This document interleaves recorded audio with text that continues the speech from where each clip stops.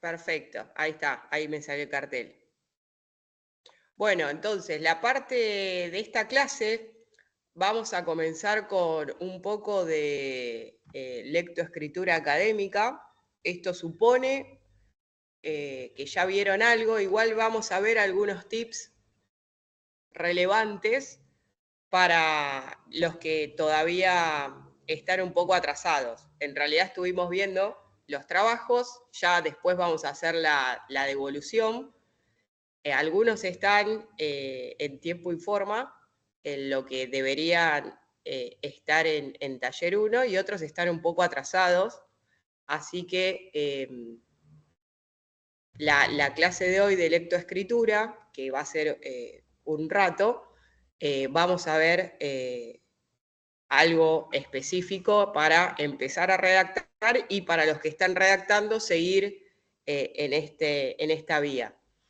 Un poco la clase pasada, que fue el paro, no, la anterior, la primera clase, bueno, planteamos que es algo muy importante la redacción y las cuestiones formales en la tesis, y quizás es una de las patas que más cuestan a la hora de investigar y de comunicar lo investigado. Así que vamos a comenzar. Ahí comparto pantalla. Sería... esta. Díganme después si se ve. Sí, profe. Perfecto. No, presentar. Ahí voy a agrandar. Ahí estamos.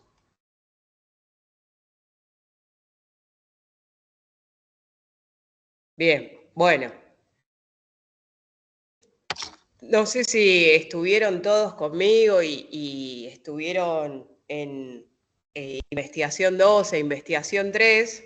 Si no, después vamos a ir retocando algunas cositas, los que no estuvieron conmigo.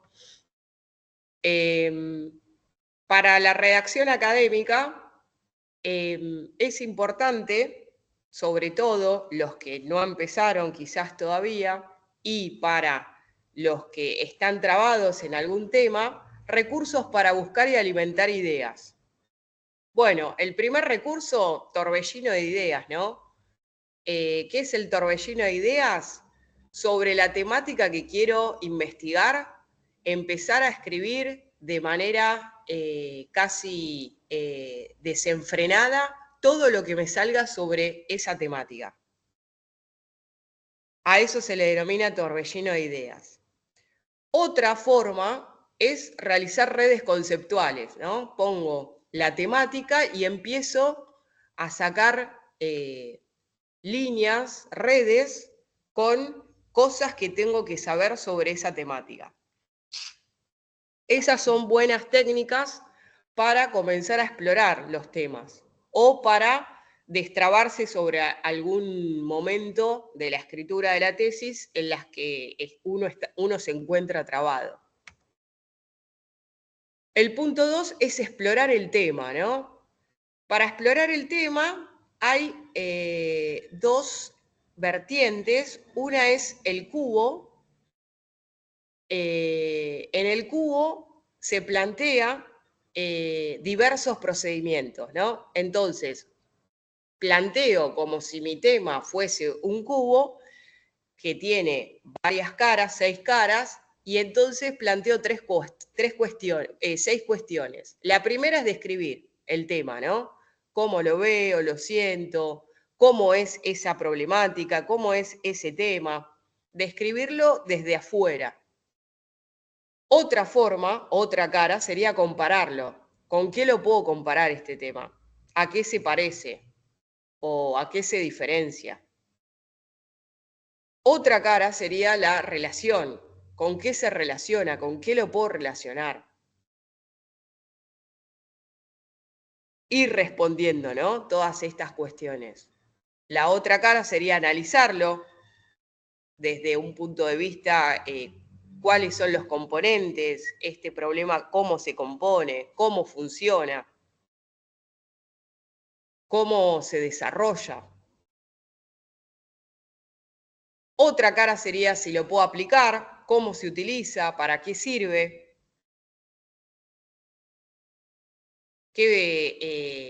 cómo puedo ponerlo en práctica.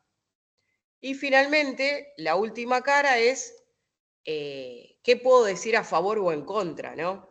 ¿Cómo puedo argumentar o cuál es el propósito para que este tema funcione o sirva, digamos, a la comunidad? Que sería el propósito en la investigación. Otra forma, digamos, de explorar las temáticas es a través de la estrella de 6 puntas, haciendo preguntas básicas de quién o quiénes, ¿no? ¿Dónde? ¿Cuándo? ¿Dónde ocurre esto? ¿Cuándo? O sea, ¿cuándo lo voy a estudiar? ¿O cuándo va a ser mi delimitación de estudio? ¿Por qué es importante estudiar este tema o esta problemática, que sería el propósito? ¿Cómo lo voy a estudiar, que sería el instrumento? ¿Cuántos necesito quizás de encuestas, de análisis? ¿Qué y cuál? Y podría incorporar más preguntas. ¿Mediante qué? Que sería también el instrumento. O ¿dónde? ¿Cuándo? Digamos, hacer las preguntas básicas que tenemos y tratar de responder cada una de ellas. Evitar, digamos, en estas formas, responder repetidamente a la misma pregunta, o sea, responder de la misma manera a la misma a distintas preguntas. El punto 3 dice escritura libre, se constituye como escritura libre y es frases empezadas. Utilizar frases como las que propongo acá y tratar de completarlas. Entonces, por ejemplo, en un ejemplo de violencia de género, la temática es, lo más importante es, y tratar de responder a esta pregunta, ¿no? Bueno, lo más importante es evitar que se siga maltratando a las mujeres o que se siga propagando la violencia.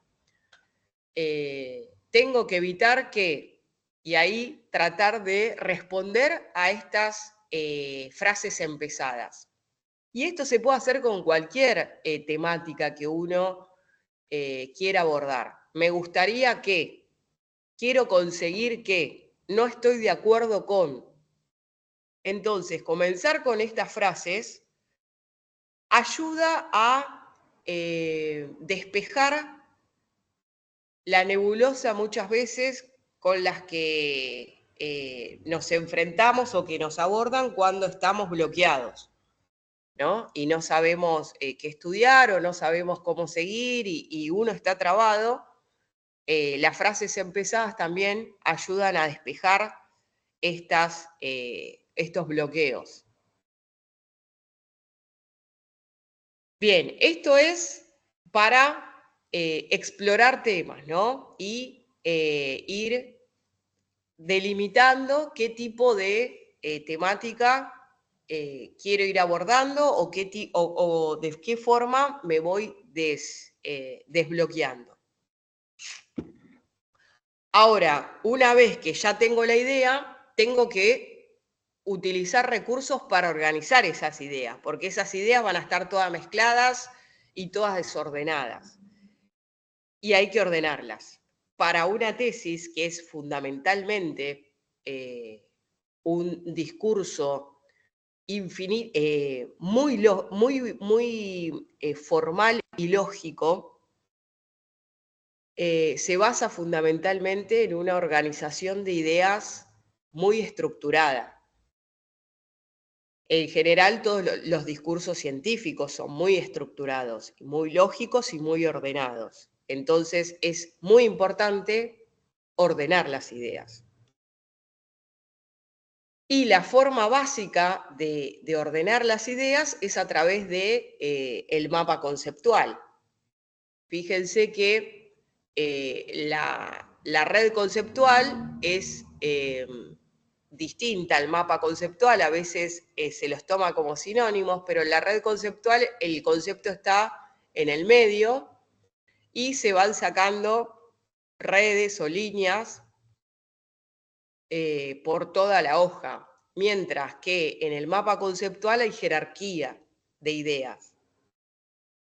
Y esto es importante comenzar a organizar. Bueno, ya tengo todas las ideas mezcladas, la idea central va a ser esta, y cómo voy a ir sacando cajones o niveles para ir desglosando.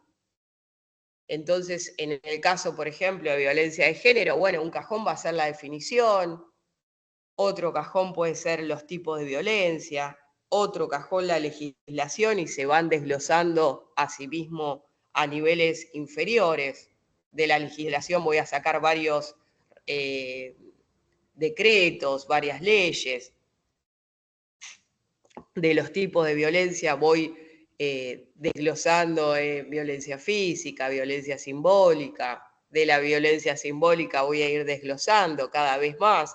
Y así se va generando niveles que debo ir abordando en los distintos capítulos y en los distintos apartados. Fíjense que otro tipo de esquema de organización de ideas es el esquema decimal que se plasma en el índice que tienen todos los libros. Todos los libros tienen un esquema, digamos, de organización. Y es siempre a donde uno va para ver cómo está organizado el libro y qué temas aborda. Entonces, el esquema decimal, que también lo va a tener la tesis, es muy importante que esté, digamos, desglosado en niveles. Entonces está el punto 1, el capítulo 2, capítulo 3, capítulo apartado 3.1, 3.2, después 3.11. Bueno, esto todavía quizás lo van a hacer al final, en taller 2, cuando ya esté más o menos terminada la tesis, ahí se aborda generalmente la conclusión, el resumen y se hace el índice. El índice es lo último que se hace porque todavía estamos todavía reelaborando la tesis y reformulándola. Pero tengan en cuenta que cada uno de los subtítulos que colocan dentro del marco teórico tiene que estar plasmado en el índice y tiene que tener un número de orden.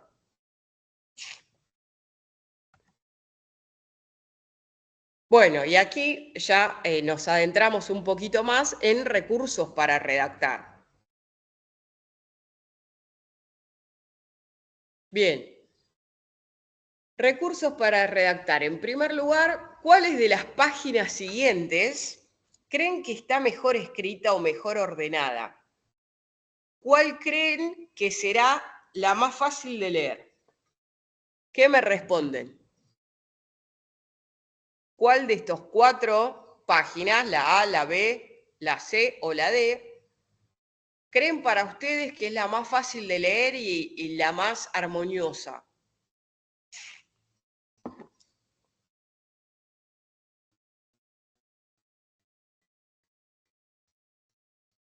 La C o la B. ¿La C o la B? ¿Qué más? ¿Qué otro? ¿Quién me dice otra cosa? ¿O todos La están? D, ¿Cuál? la D, La D. la D, Bien. ¿Qué más? La B o la D también, entre esas. Bueno, hay 3 puntos para la B, 2 puntos para la D y 1 para la C.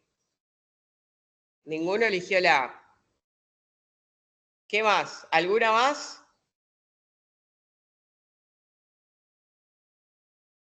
reconocen más o ustedes, por ejemplo, su forma de escribir, ¿a cuál se asemeja más?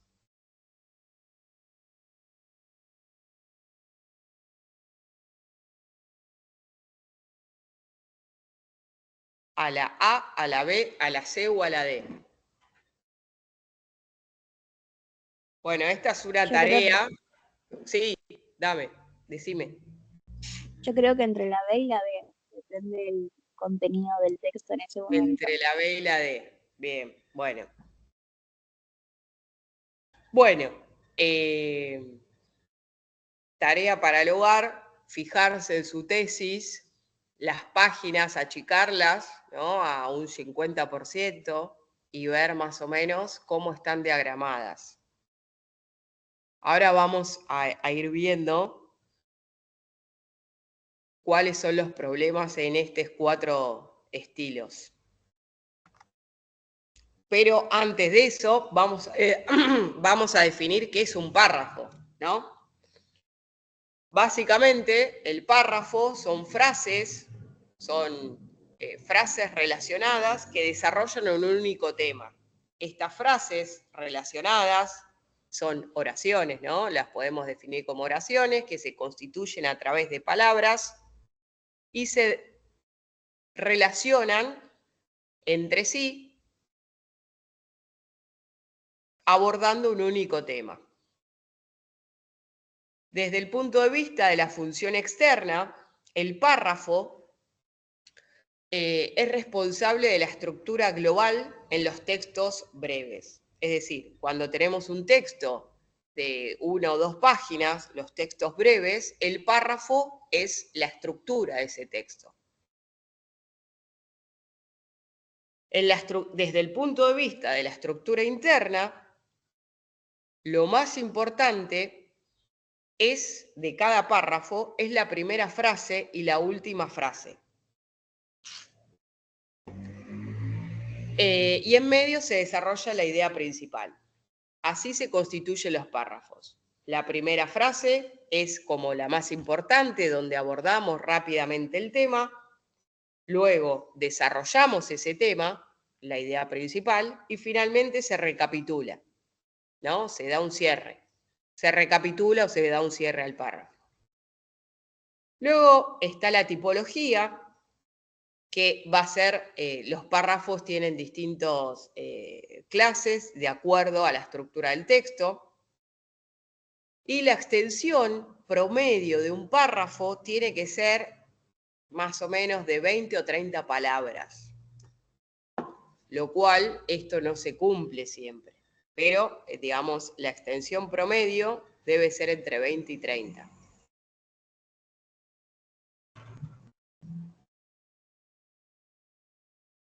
Pero, ¿qué pasa?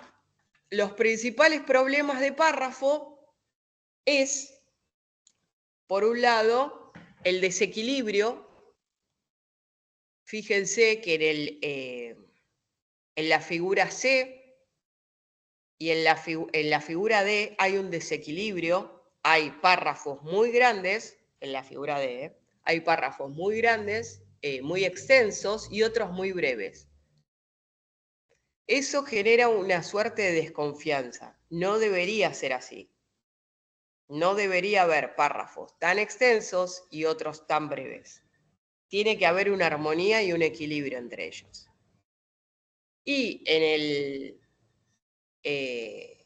el párrafo, en la hoja número C, en la hoja de la izquierda, que quizás una de ustedes me respondió, es la más fácil de leer, porque en la figura C, digamos, casi no hay párrafos, ¿no? Los párrafos son una oración. Una oración constituye un párrafo acá. Y se asemeja mucho quizás a una escritura de informe, ¿no? Donde uno va estableciendo distintas ideas una debajo de la otra. La figura C es lo que no tiene que ocurrir en una tesis. Es frases autónomas que no están relacionadas entre sí, lo cual no es aconsejable para un formato de tesis. El tipo de texto que aparece en la figura D está desequilibrado. se desarrolla mucho ideas que seguramente en distintos párrafos y en otras es como que queda una frase sola, digamos, aislada. Y eso no tiene que suceder. Digamos, esta frase que aparece acá, esta oración que quedó, digamos, descolgada, hay que tratar de unirla de alguna forma o con el anterior o con el posterior. Y este párrafo es demasiado extenso. Es demasiado extenso. No pueden haber párrafos tan extensos. Otro problema de los párrafos es la repetición y el desorden. Hay párrafos donde se utiliza o se aborda alguna temática, luego se termina esa temática, pero en otro apartado se vuelve a retomar la misma temática y se vuelve a decir básicamente lo mismo que se dijo antes. Eso no tiene que suceder en una tesis. Tengo que llevar todo lo que se dice sobre esa temática en un apartado y lo tengo que decir ahí. Después no puedo volver a hacer otro párrafo resumiendo lo que ya dije. A lo sumo, se puede decir, como se dijo en el apartado tal, en el apartado 3.1, o como se dijo anteriormente, y ahí ya sigo desarrollando la temática. Pero tengo que llevar al lector a lo que se dijo anteriormente, o a lo sumo tengo que aludir que ya se explicó esto en tal lugar, pero no vuelvo a repetir lo mismo. Entonces, no tiene que haber repeticiones en distintos párrafos o en distintos apartados sobre un mismo tema. Todo lo que se dice sobre el tema se va a estructurar en algún apartado. Después no vuelvo a repetirlo.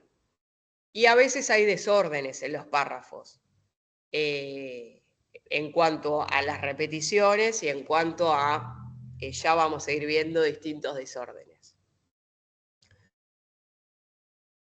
Otro problema es el párrafo lata o el párrafo frase. Es decir, un párrafo o una frase abarca todo un párrafo. Esto es lo que ocurría quizás en el punto D, que les dije, es muy extenso este párrafo. Bueno, se supone que acá no es toda una oración, no es toda una frase, pero igualmente es demasiado extenso y fíjense que da como, tengo que leer todo esto y ya te predispone mal al lector. Bien. Visualmente genera muy pesado, es muy pesado una hoja párrafo o un párrafo lata.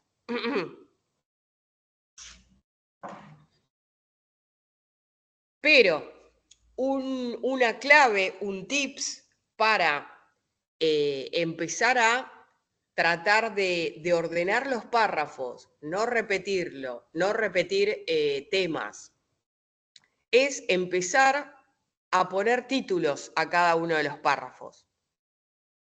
Y el título va más allá, poner títulos, digamos, como marginalmente para nosotros, no que después queden explícitos en la tesis.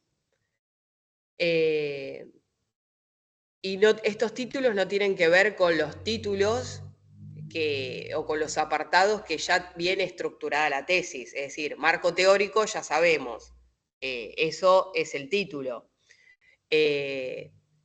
Después como subtítulo van a poner la teoría que ustedes elijan.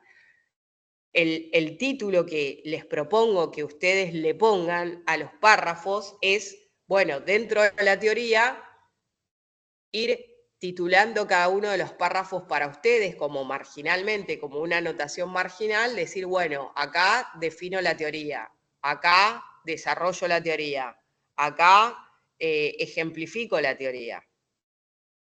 Si ustedes van haciendo estas anotaciones marginales, es como que van viendo la estructura. Y ahí se dan cuenta, bueno, acá vuelve a otra definición. No, esta definición la tengo que poner adelante, arriba de todo, cuando empecé a definir. Entonces ahí ustedes se van dando cuenta que está desordenado el párrafo. Bueno, acá desarrollé la teoría, ejemplifiqué, sigo desarrollando, ejemplifico. Bueno, las ejemplificaciones todas juntas, el desarrollo todo junto, y ahí voy reacomodando lo que está un poco desordenado. Porque ustedes piensen que la comunicación escrita, como no están los interlocutores presentes, necesita de mucho detalle para que el lector entienda lo que ustedes quieren comunicar. Y como es una comunicación diferida, donde no van a poder preguntarle, ¿acá qué quisiste decir? ¿O me desarrollás más? No, ustedes tienen que prever todas las falencias que puede tener el lector ideal de ustedes y entonces tratar de detallar todo de tal manera que no le queden dudas al lector. Por eso mismo, entonces, la comunicación escrita requiere de mucho más detalle que una comunicación oral donde es más fluida, más rápida, más interactiva. Acá no hay interacción. Entonces, todo tiene que estar ya comunicado, detallado, de tal manera que no generen dudas al lector o a su receptor. Bueno, el problema entonces acá es la frase, es el párrafo frase. Entonces, de las cuatro hojas, digamos, que les muestro, la D está desequilibrada. Esta, digamos, no es párrafo, son oraciones párrafo que de ninguna manera es aceptable. La A también son párrafos, digamos, bastante extensos. La más amigable para la lectura, la más armoniosa y equilibrada, es la B. Es la B. Fíjense que más o menos los párrafos, la cantidad de líneas, más o menos son las mismas. Esta es un poquito más breve, pero tampoco es demasiado más breve que el resto de los párrafos. La más equilibrada y la que invita más a leer es la página número B, en cuanto a la diagramación visual de la hoja. Bien, fíjense acá. Son un mismo texto donde planteamos un punto, es decir, un párrafo, una frase párrafo, 4 puntos y 6 puntos. A ver, ¿quién se anima a leer? Una que lea el párrafo de un punto y vemos cómo se entiende. Si se entiende. Si quieres, yo Buena? leo, profe. Dale, el de un punto lee. Ok. Un punto. Los expertos en ganadería se oponen a la importación de estos animales por varios motivos, que van desde la falta de garantías sanitarias de los países vendedores, quienes no han podido aportar ningún documento de valor internacional sobre la cuestión, al descenso de la demanda de estas carnes a nuestro país y también a la falta de una explicación satisfactoria sobre cómo se realizaría el transporte, el almacenamiento y la conservación de la mercancía. Bien, bueno, el párrafo es una oración, ¿no? Acá. Una oración constituye el párrafo.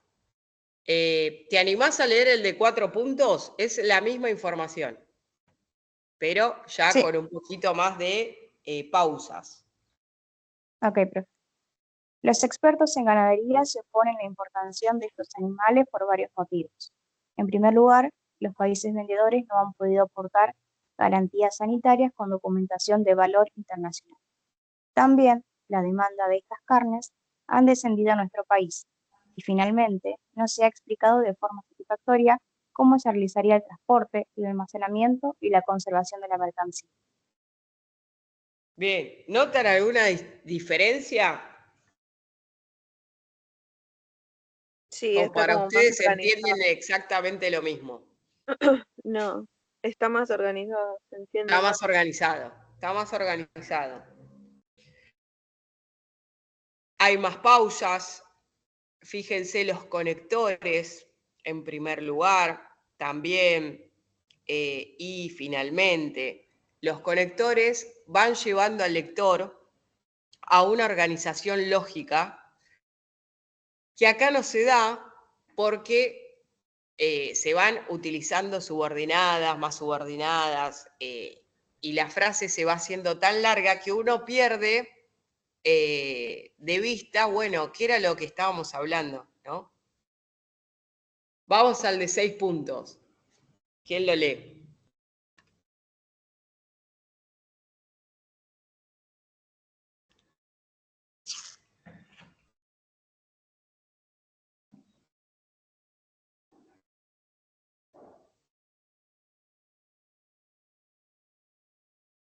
¿Quiere que siga yo, profe?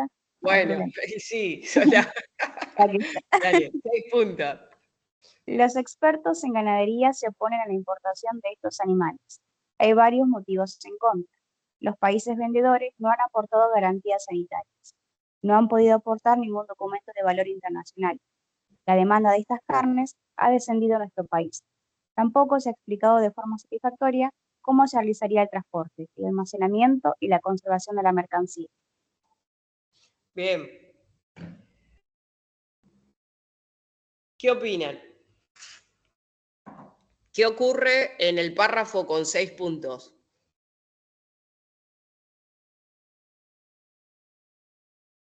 ¿Se entiende también? ¿Bien? ¿O hay algún inconveniente? Se entiende, pero es como más cortado. Claro. Bueno, exacto, es más cortado. Este párrafo de 6 puntos es lo mismo que esto, que el punto C. Lo que pasa es que el punto C son oraciones con punto y aparte. El hecho de que yo diga, bueno, yo escribí así, bueno, para dejar contenta a la profe de lectoescritura, bueno, pongo 4 oraciones, una seguida de otra en punto seguido y listo. No, se sigue viendo que no hay conexión entre las oraciones, son como oraciones autónomas. El hecho de que yo ponga oraciones autónomas una detrás de otra, esto no lo constituye en texto, no está bien, no está bien amalgamada las oraciones entre sí. Entonces van a ver acá todo, que yo les marco acá todo en rosa. Yo diría acá todo rosa, volvele a dar forma. ¿No? La mejor es la de 4 puntos. Es la más equilibrada, es la que utiliza conectores ordenadores. Recuerden ustedes, no sé si los que habrán tenido oportunidad conmigo, los conectores son muy importantes para ordenar no solo las oraciones entre sí y entrelazarlas con la anterior y con la posterior, sino que también son ordenadores lógicos. Si aparece un porqué, me está diciendo, ah, bueno, esta es la causa o la consecuencia de lo que se dijo anteriormente. Si me dicen consecuencia, ah, esta es la consecuencia de lo que pasó antes. Yo ya voy haciendo, voy entendiendo y voy siguiendo la lógica del escritor. Ahora, si me pones una oración detrás de otra sin conectores, es como que voy a tardar mucho y quizás tengo que leer 2 veces para tratar de seguir la lógica del escritor y ver la conexión que él no hizo y que la tengo que hacer yo. Y el punto 1 está tan amalgamado todo, o sea, tan conectado de una forma que lo entiende solo el escritor. El lector no lo puede entender porque está tan conectado que es imposible de seguirlo. Bueno, entonces, por un lado, lo que hay que hacer es empezar a realizar frases no tan cortas ni tan largas, tienen que tener una justa medida. O sea, no tan cortas, no tan largas, justa medida. Algunas cuestiones que nos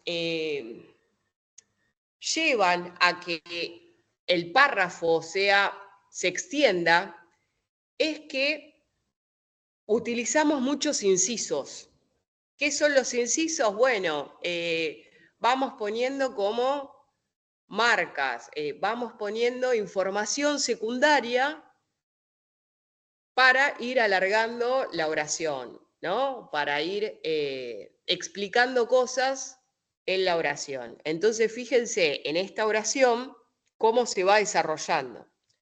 En su Odisea moderna, montado en una nave de 2 ruedas por África, a la búsqueda del tiempo perdido, o mejor, sumado como un lastre injusto, ya que pensamos que 8 horas de penalización es un castigo excesivo por un error o incluso por una travesura, Arcarona hace 5 días que vacía el reloj de arena, que le han castigado en la moto los organizadores, tirando granitos que se confunden con el desierto y dejando atrás a sus rivales. Bueno, es tan extensa la oración y en realidad lo importante aparece en estas 2 frases. O sea, todo lo anterior me está dando las causas, las circunstancias, pero lo importante, lo que le va a quedar en el lector es Arcarona hace 5 días que vacía el reloj de arena tirando granitos. Todo lo demás son incisos. Me va dando causas, me va dando complementos que para ustedes quizás es importante, pero al lector lo único que le importa es las acciones, ¿no? Al fin y al cabo. Eso es lo que va quedando. Entonces, no hacer incisos tan largos donde uno pierda de vista el objetivo de la acción o cuál es la acción. Entonces, hay que empezar a limitar los incisos. Y hay que ubicar los incisos o el inciso en una posición que resulte menos conflictiva. Fíjense ustedes, la pasta, en este ejemplo, la pasta, si se prepara con imaginación, puede ser, incluso en los banquetes más formales, un plato muy preciado. Acá los incisos están como escritos en cursiva, pero este formato o el lugar donde aparecen estos incisos conflictúan la comprensión. ¿Por qué? Porque en castellano la forma correcta o normal de escribir es a través de sujeto, verbo y complementos o circunstanciales. Ese es el orden básico de la construcción en castellano. Sujeto, verbo y complementos. Ahora, fíjense que acá los incisos están separando el sujeto del verbo. Ese es un lugar que no es recomendable poner incisos allí. ¿Por qué? Porque siempre el sujeto, lo más deseable es que esté pegado al verbo para seguir la lógica del español. Después podemos jugar un poquito con los incisos, pero tratemos de no poner tantos incisos entre el sujeto y el verbo. Fíjense acá cómo quedaría. La pasta puede ser un plato muy apreciado, incluso en los banquetes más formales, si se prepara con imaginación. Entre este texto y el más directo y más fácil de comprender es este. ¿Por qué? Porque los incisos están en un lugar que no molestan para la comprensión. Acá dice, agarro el sujeto, la pasta, me saca de la redacción, me pone una pausa. El inciso siempre es una pausa en la lectura. Entonces dice la pasta, si se prepara con imaginación, puede ser, incluso en los banquetes más formales, un plato muy preciado. Acá está, la pasta puede ser un plato muy preciado. Esa es la idea principal. Lo demás es accesorio. Entonces, la pasta puede ser un plato muy preciado y ahí empiezo con los incisos, incluso en los banquetes más formales, si se prepara con imaginación. Fíjense cómo cambia la comprensión del párrafo, de la frase. Entonces, es importante ubicar los incisos en una posición que no moleste la comprensión. Muchas veces pueden estar al comienzo, antes del sujeto, o al final, después del predicado. Tratemos de no poner muchos incisos entre sujeto y predicado porque en el español nos dificulta la comprensión. Bueno, aquí habíamos planteado que también los párrafos tienen muchos problemas de desorden. Fíjense en este caso, plantea o se dice, 2 delincuentes habituales, uno de ellos Gag, de 25 años, con 21 antecedentes por delito contra la propiedad y la salud pública, fueron detenidos en la madrugada del sábado por la policía local de Torre la Vega, como presuntos autores de un robo cometido en el bar Las Palmeras, en compañía de AJMP, de 28 años, también vecino de Torre la Vega. El anteriormente citado fue visto por la policía cuando abandonaba el citado establecimiento a las 4:30 horas de la madrugada. Después de una persecución, consiguieron detenerlos en la zona de Mies de Vega. Se les ocupó una bolsa de plástico con 11.000 pesetas en monedas procedentes de tragaperras. Bueno, veamos. Se plantea, veamos los desórdenes. Por ahí ustedes dicen, no, está bien escrito. Bueno, veamos aquí. Se plantea al comienzo diciendo 2 delincuentes. Se nombra uno de ellos, 25 años. Bien, Gag. Fueron detenidos en la madrugada, ¿no? Fueron detenidos, sin embargo se presentó a uno, aunque antes se habló de 2. Luego dice, en el siguiente párrafo, en compañía de AJM de 28 años, también vecino de Torre la Vega. Bien, se retoma ahora, se siguió hablando de uno, se presentó a uno, se siguió hablando de 2, después se presenta el segundo y se sigue planteando. Bueno, fíjense acá, digamos, si presentás a uno, es ilógico que no presentes al segundo y que aparezca en otro párrafo. Es ilógico. Sin embargo, acá dice, fueron detenidos en la madrugada del sábado. El anteriormente citado, se supone AJMP, fue visto por la policía cuando abandonaba el establecimiento.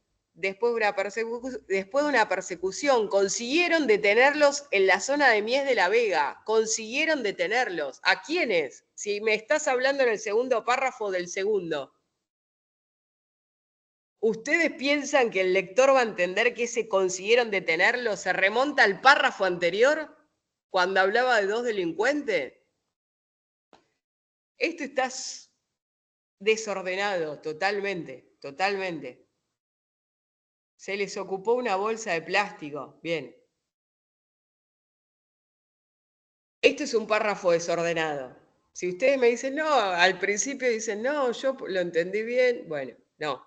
Cuando uno va a lo finito, se da cuenta que hay inconsistencias, incoherencias.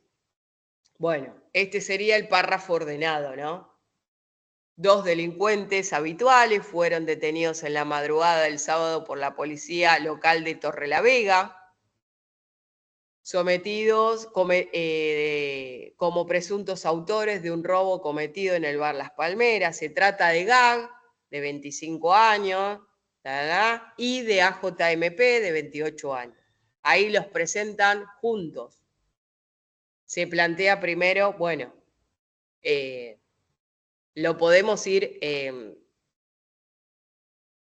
reordenando, si queremos, todavía se puede seguir reordenando más, pero cuando presentamos a los dos delincuentes tienen que estar juntos, no puede estar uno en un párrafo, otro en otro.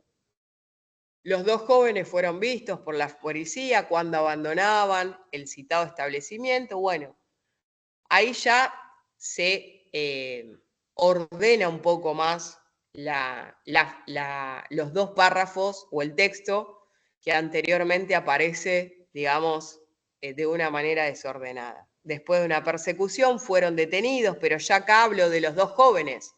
Los dos jóvenes fueron detenidos. Acá en esta hablo del segundo joven y después digo, consiguieron detenerlo. ¿Se entiende? Muchas veces en la tesis, cuando la voy corrigiendo, le digo falta el sujeto. Bueno, falta el sujeto es esto, ¿no? Cuando hay que volver a retomar al sujeto que por ahí lo nombraron mucho antes. Bueno, tratar siempre de ser ordenados cuando redactamos. Otro tema que también es importante abordar y tener en cuenta, no sé si es tan importante abordar, pero sí tener en cuenta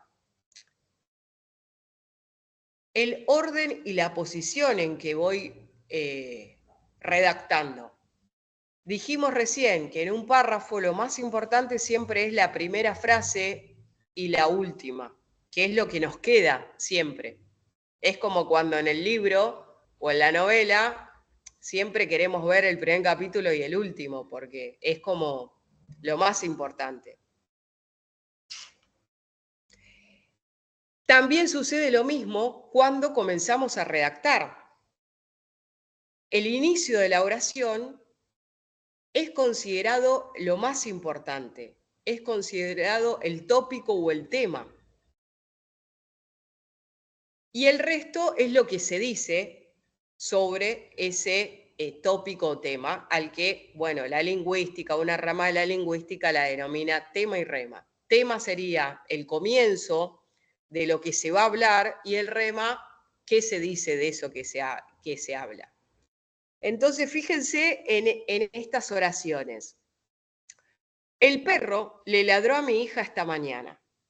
Frente a el perro esta mañana le ladró a mi hija. Fíjense cómo en estas dos primeras frases el objeto principal, el tópico del que se habla es del perro. El sujeto es el perro. El perro ladra a mi hija. Aquí es el perro, pero hago un poco de hincapié en esta mañana. O sea, el sujeto ahí está planteando el perro esta mañana, ¿no? Le ladró. Ahora fíjense en estas dos segundas frases. Esta mañana el perro le ladró a mi hija. Para el que está redactando, ya pasa a un segundo plano el sujeto. Lo más importante es que fue esta mañana. Esta mañana está planteando. No es cualquier día. Está haciendo foco en el tiempo, más que en lo que sucedió. Esta mañana mi hija fue ladrada por el perro. Aquí cambia el foco. Fíjense, de todas maneras, estoy diciendo lo mismo en todas, pero el foco es distinto. El foco es distinto.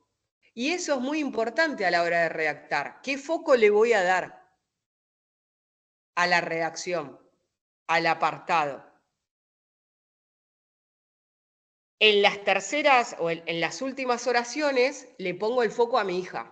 A mi hija le ladró el perro esta mañana. Acá el enunciante, el emisor, está diciendo lo más importante para él es a mi hija le ladraron. A mi hija fue ladrada por el perro. Entonces, fíjense cómo, comenzando las oraciones, primero que hay muchas formas de redactar y de ir cambiando las redacciones, pero cómo comienzo la oración es el foco que estoy poniendo en el tema.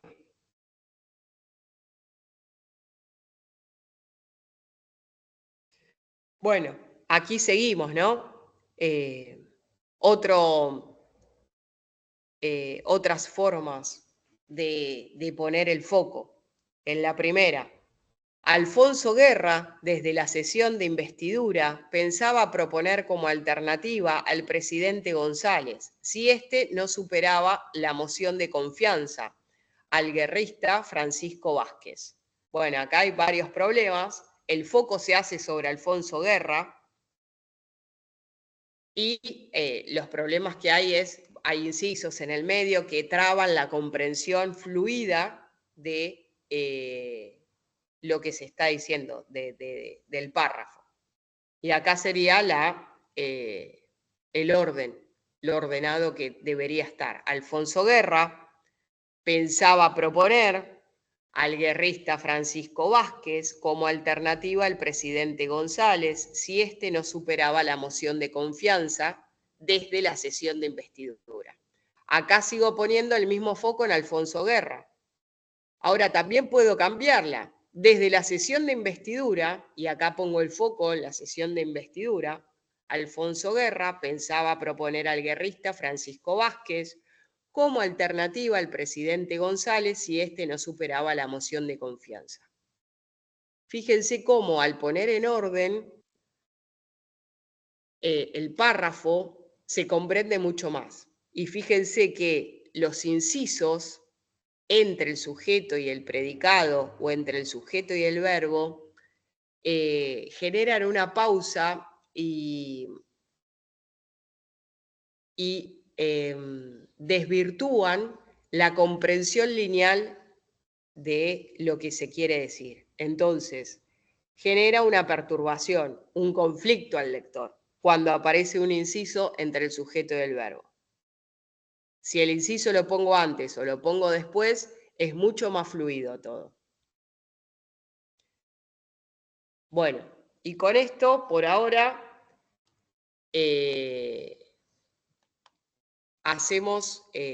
terminamos, digamos, lo que quería que viéramos hoy y tomáramos conciencia hoy sobre esto. La idea ahora es hacer una pequeña ejercitación sobre lo visto, que se las voy a subir a Miel, y después, bueno, trabajar un poco sobre y hacer las devoluciones de cada una de las tesis que presentaron los grupos. Así que